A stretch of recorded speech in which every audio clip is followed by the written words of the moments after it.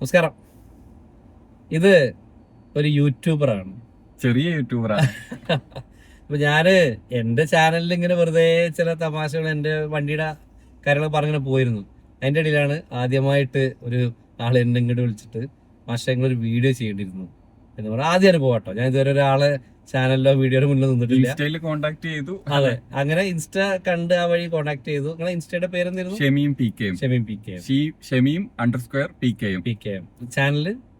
Channel east Kerala. East Kerala എന്ന് പറഞ്ഞാൽ main ആയിട്ട് ഞാൻ ഫോക്കസ് ചെയ്യുന്നത് ഓട്ടോമൊബൈൽ ഇൻഡസ്ട്രിയാണ്. കാർ റിവ്യൂസ്, പുതിയ കാറിന്റെ. നിങ്ങൾ അങ്ങനെയാണ് കണ്ടത് പഞ്ജീവിന്റെ. സ്ഥലം എവിടെയാണ്? ഞാൻ കാസർഗോഡ് നീലേശ്വരം. കാസർഗോഡ്. ഒന്ന് എന്നോട് ആദ്യം സമയം ചോദിച്ചപ്പോ ഞായറാഴ്ച ഫുൾ ഫ്രീ ആണല്ലോ, അങ്ങനെ പിന്നെ വന്നതാണ്.